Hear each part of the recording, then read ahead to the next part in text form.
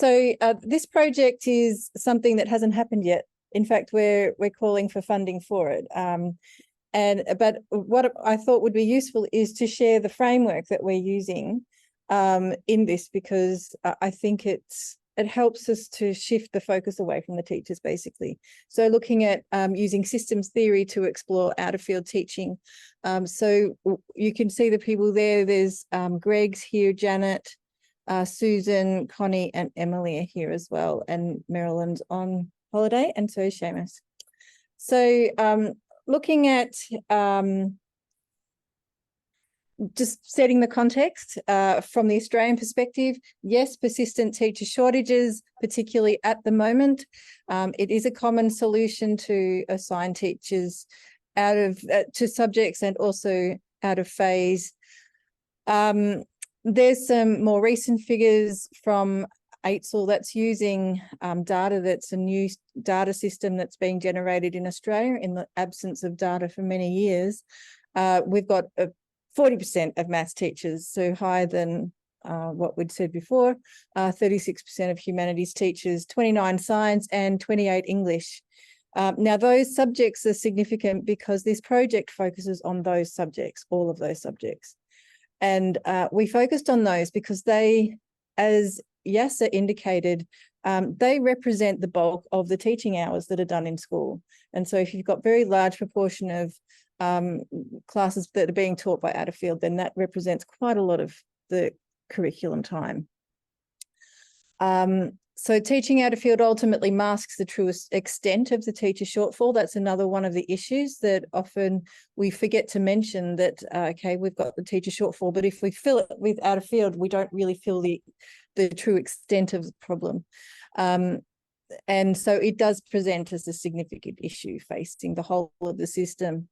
As we know, out-of-field teaching is linked with low academic performance of students, teacher attrition, poor teacher confidence and sense of belonging. They're just some things, and we've heard other sort of incidences here. And what we're looking at here in our presentation or in our project is the calls for the upskilling of teachers, and I'm really delighted to hear that the discourse of support is become the main focus now. So incidence is important, effect is important, but in dealing with it, knowing how to support teachers beyond just getting more teachers into the system, because that takes a long time. We need to deal with the teachers now. But we also need to understand what's happening at the system level. Again, shifting away from just the teacher. So just a few things in the background. Yes, the teachers vary, and we've seen some evidence of that already. Teaching out of field is a heterogeneous group, and therefore the support needs are different, and also willingness to remain teaching out of field and differences in willingness to engage with support or professional learning or upskilling courses also varies. There's out-of-fieldness, I guess that's building on the definitions report that Amy was talking about. Qualifications and specializations can determine how out-of-field you feel. The stability of the teacher's subject allocation and workload over time, and at any one time as well. Their identity and capability, also whether there's possible pathways. And so this brings up the variation in Australia, where in New South Wales, there is a clear pathway to becoming in-field, because you know what additional courses you need to do at university, and you'll get a special code that says that you are now able to teach that. And then also that school context and culture of support really does impact on how a person feels out of field, in what way and to what extent. Also, systems vary, which is, I guess, what I just mentioned. Then you've got state-based differences in Australia. So in terms of the policy settings, you've got teacher registration and accreditation, and they differ. New South Wales is the only one that differs to the rest of the state. And therefore, that means that there's formal recognition of specialisation that differs as well. So as has been indicated, teacher registration does not identify your specialisation. Specialisation is controlled as your pathway into initial teacher education. That's where that gatekeeping occurs. So as long as you've got the qualification to do your subject specialisations, you will get entry to a teacher education program, and that's where the recognition occurs. There's in New South Wales, there's at least has been accreditation of professional development courses, and it's very clear what an accredited professional development course looks like. That doesn't really occur in other states, certainly doesn't in Victoria.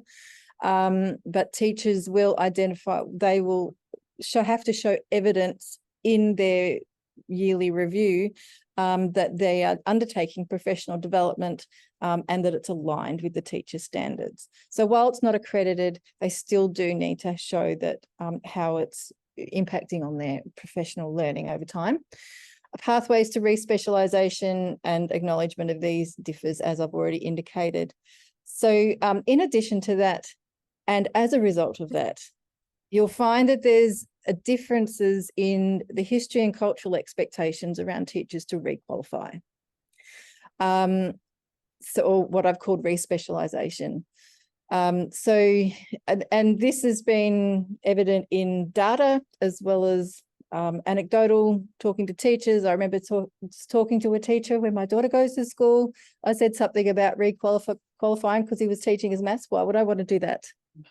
You know, so there's no sort of, in Victoria particularly, they've had a very strong history of school autonomy, and there's a really strong culture of not really sort of expecting to have to re-qualify and go back to university. It's changing a little bit because of the Department of Education throwing some money at it.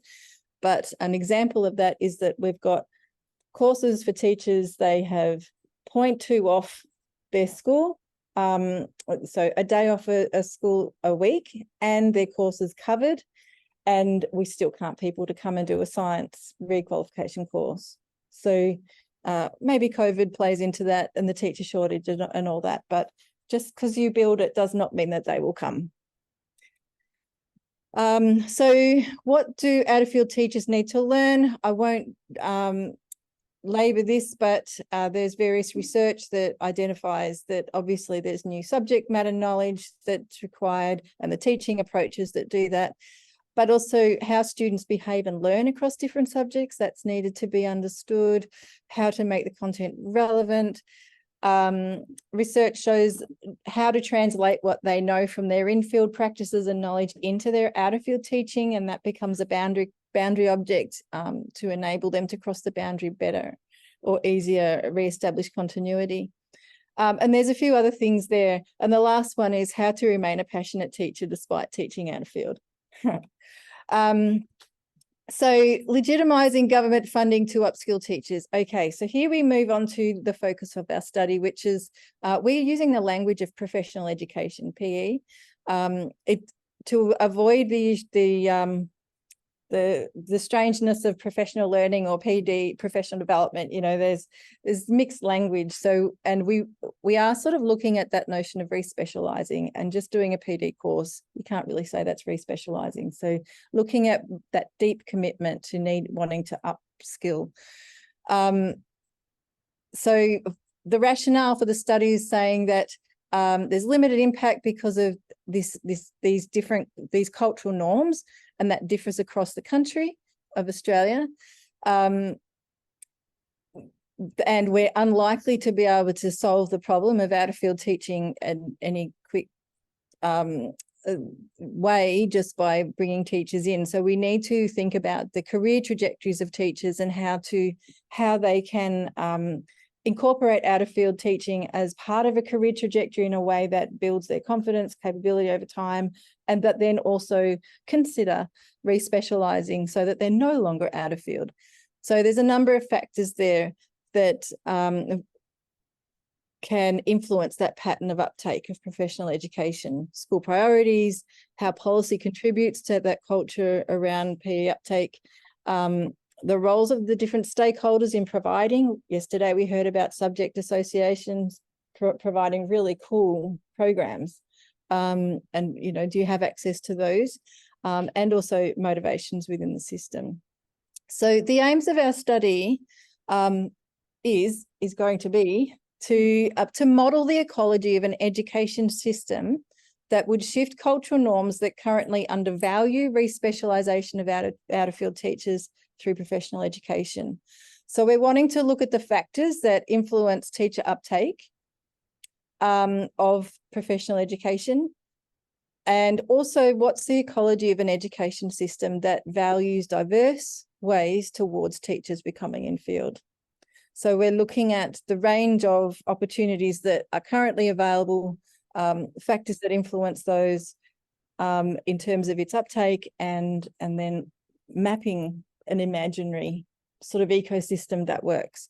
So we're looking to do an ecological framework that will project a sharp image of how continuous PE needs to be embedded in system structures, recognising that there is that variation across different educational jurisdictions. So we're using Bronfenbrenner's ecological systems approach. None of us have really ever used that as in this team. Well, I have in a minor way, but it's something that has really sparked my interest. So Bronfenbrenner's theory, it comes from psychology, and it looks at, theorizes how child development occurs within a complex system of relationships. And it really is looking at the interactions that occur within that ecosystem and how that impacts on the focal point. In our situation, we're looking at those out-of-field teachers and their professional development uptake. So as a model, it has been applied in a variety of contexts because it does enable you to look at those complex and interrelated relationships and dependencies between the different systems that are occurring. And I'll show you an example in a minute. So what we're looking in our project, Scope T, so shifting the culture of out-of-field professional education for teachers, that's what Scope T stands for. Multiple factors that influence out-of-field teachers' engagement with professional education in order to explain that complexity of the ecology from that cultural perspective. We're wanting to highlight the need to work in collaboration with the range of people that set policy, that provide opportunities for professional learning, that are gatekeepers to those opportunities as well, the full range. So here's an example of Bronfenbrenner's system. I mean, I think I like this one because it shows you've got that individual in the middle, then you've got your meso system, micro, and then exo and macro. What's missing here is the chrono system, which is also another system on an outside, and I'll go through each of those in a minute. But what you get a sense of here is the interconnectedness within the systems, but also between the systems. Here's a few other examples of what they look like. This is just taken from a Google screenshot.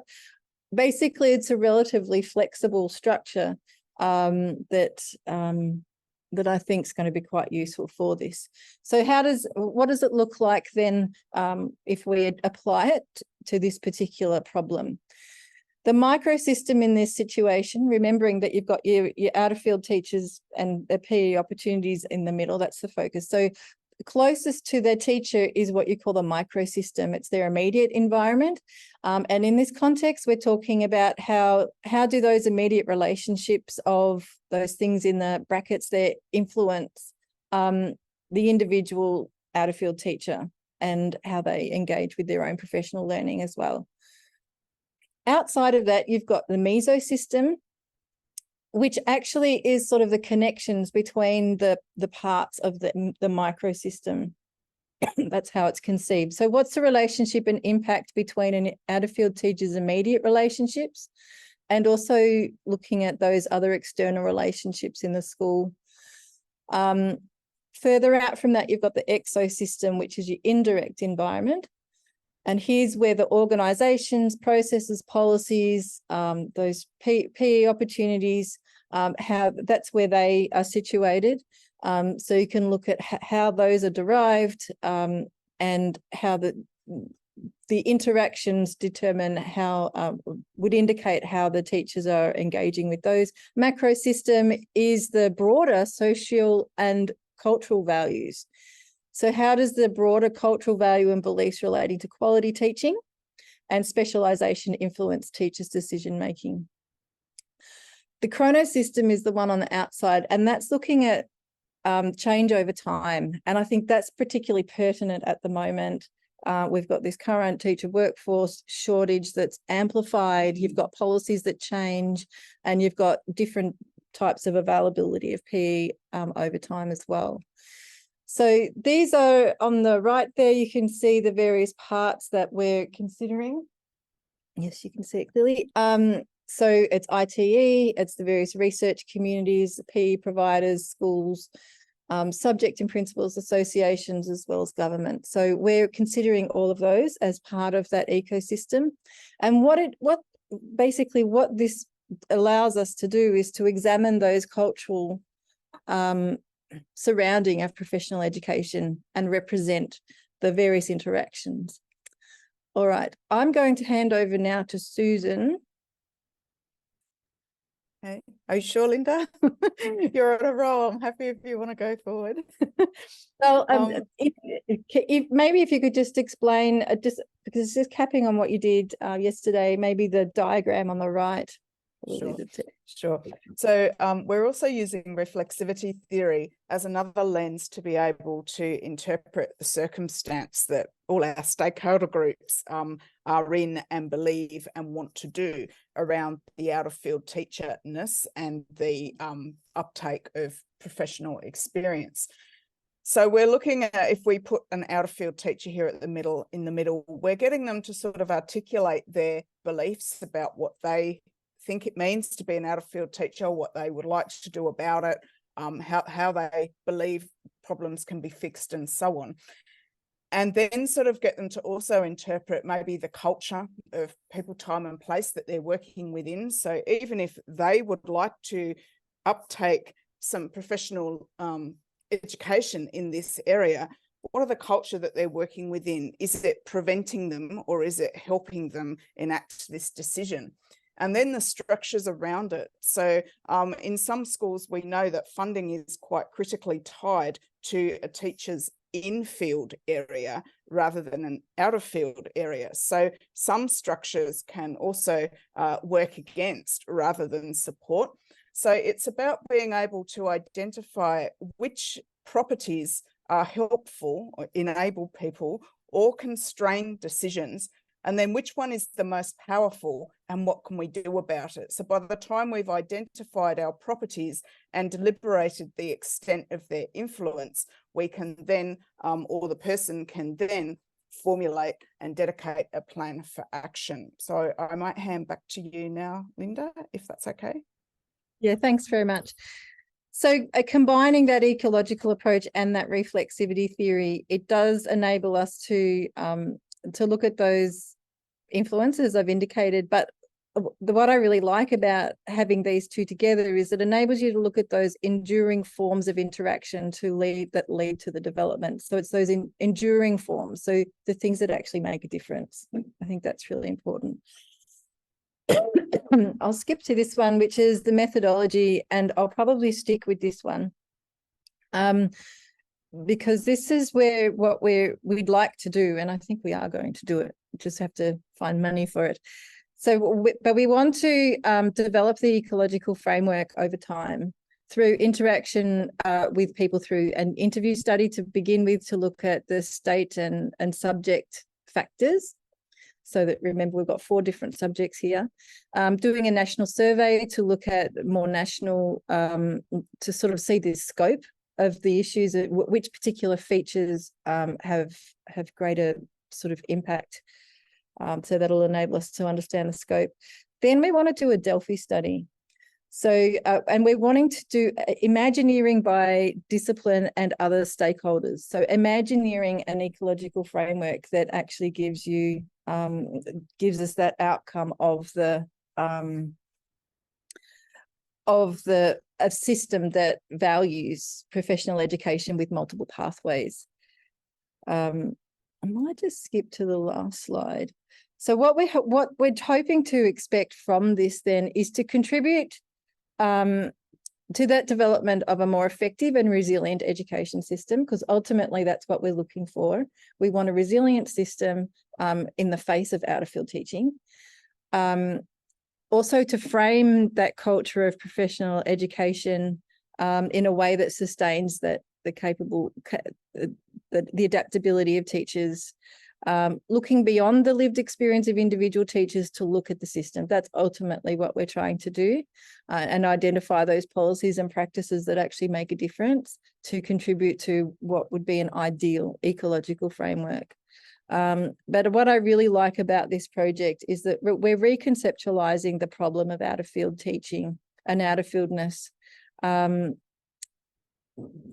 because often it's been taken for granted, but looking at what accreditation requirements are needed within initial teacher education, what teacher registration processes that we often don't acknowledge that in terms of subject specialisation, and what employment conditions are needed, and what's unrealistic expectations that are placed on beginning teachers and the effect of those. I think that's probably one of the biggest problems in Australia is that expectation on those early career teachers. All right, I'm going to leave it there.